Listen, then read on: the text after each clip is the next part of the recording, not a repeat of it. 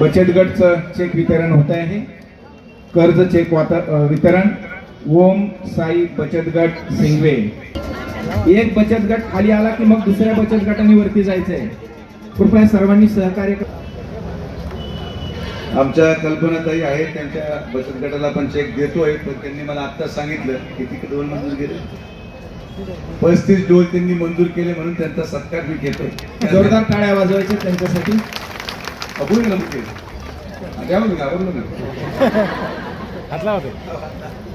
ज्यांना चेकचे वितरण झाले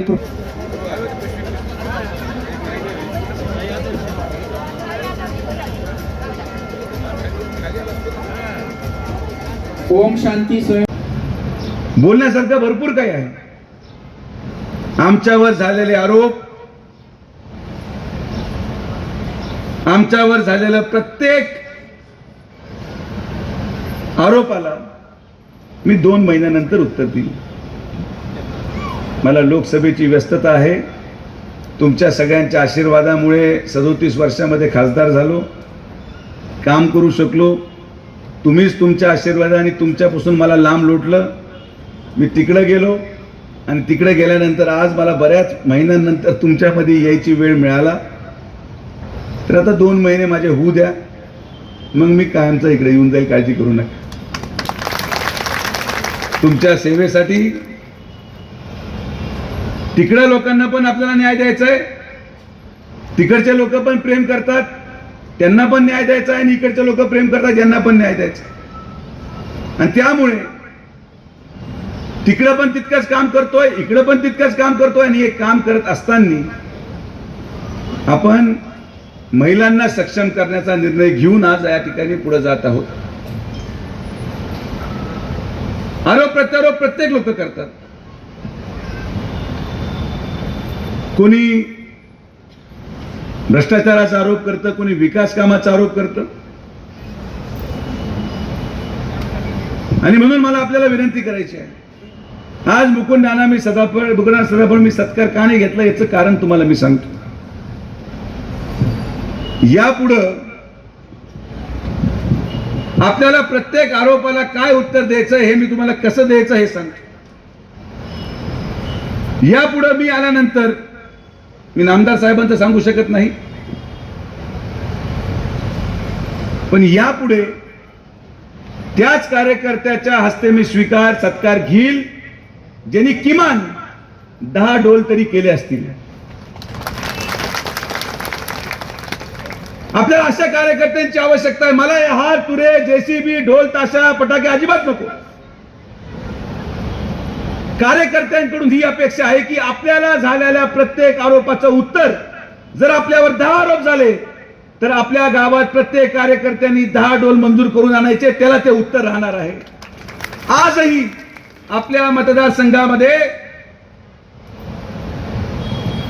कित्येक लोक आहेत या राहत्या शहरामध्ये ज्यांना त्यांच्या हक्काचं धान्य देखील मिळत नाही. 10% लोक आपल्या मतदारसंघामध्ये असेही आहेत ज्यांच्याकडे बंगले, गाडी आहे, नोकरी आहे, पण त्यांना धान्य, पण झोपडपट्टीमध्ये राहणाऱ्या माणसाला आजही धान्य मिळत नाही. ही वास्तविकता आपल्याला स्वीकारून नाकारून चालणार नाही. कार्यकर्त्यांची मला एकच विनंती आहे, ज्याला या ठिकाणी सत्कार करायचा असेल त्यांनी किमान 10 गरीब घरांना धान्य चालू करा आणि मग सत्कार करायला या. मी तुमचं फुलहार घ्यायला तयार आहे. पण जो माणूस डोल मंजूर करू शकत नाही, जो माणूस गरीबाला धान्य चालू करू शकत नाही, अशा कार्यकर्त्यांचा सत्कार मी स्वीकारणार नाही, हे मी तुम्हाला या ठिकाणी स्पष्टपणे सांगतो. आरोप प्रत्यारोपाचं उत्तर आपल्या कर्तृत्वातून देणं आवश्यक आहे.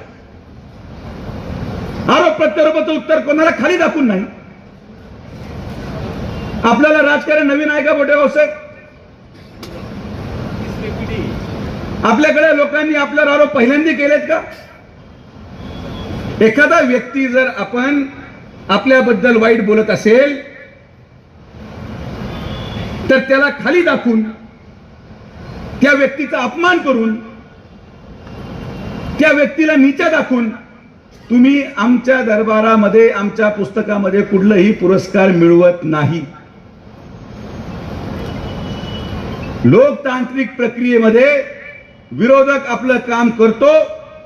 विरोधकाचं काम आहे आरोप करणं, विरोधकाचं काम आहे चारित्र्य हनन करणं, विरोधकाचं काम आहे आपल्याला खाली दाखवणं. पण आपण त्याचं उत्तर गोरगरिबांच्या समस्या सोडूनच द्यायचं आहे. हाच आपला निर्धार आहे आणि हीच संकल्प घेऊन आपण यापुढे काम करणार आहोत. मला कोणालाही उत्तर द्यायचं नाही. या 50 वर्षाच्या राजकारणामध्ये विखे पाटील परिवाराने या तालुक्यासाठी काय केलं हे आपल्याला सांगायची आवश्यकता नाही. काम केलं म्हणून या महाराष्ट्रामध्ये 1 नंबरच्या मताधिक्याने आपण आमदार होतो. ज्याला जे बोलायचं ते बोलू द्या, ज्याला जितके मोर्चे काढायचे काढू द्या, ज्याला जे आंदोलन करायचं करू द्या. पण आपल्या कार्यकर्त्यांनी आज राहत्यामध्ये किती प्रश्न आहेत. गल्लीमध्ये गेलं तर तुम्हाला कळेल की विजेच्या तारा वाकड्या तिकड्या झाल्यात. गल्लीमध्ये गेलं तर आजही अनेक गटारी तुंबतात, ओव्हरफ्लो होतं.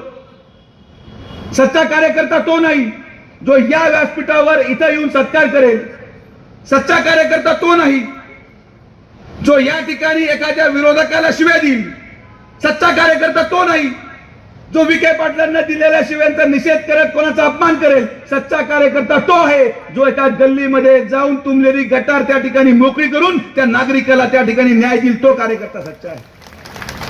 अशा कार्यकर्त्यांची आवश्यकता संघटनेला आहे. जर कोणाला असं वाटत असेल की आमच्या विरोधकांना, आमच्या विरोधी बोलणाऱ्या लोकांना तुम्ही अपमानित करून आमच्या मनामध्ये स्थान निर्माण करत असाल तर तुमचा गैरसमज आहे. कैलासवासी बाळासाहेब विखे पाटलांनी ज्या शिकवण दिली, कैलासवासी बाळासाहेब विखे पाटलांनी जी संघटना निर्माण केली, या संघटनेचा उद्देश एकच आहे की आपण कोणाला अपमानित करायचं नाही. मी कोणाबद्दल बोललो, कोणाविरुद्ध बोललो, ज्यांना बोलायचे बोलू द्या. लोकांमध्ये विश्वास संपादन करायला आपल्याला कामच करावं लागेल.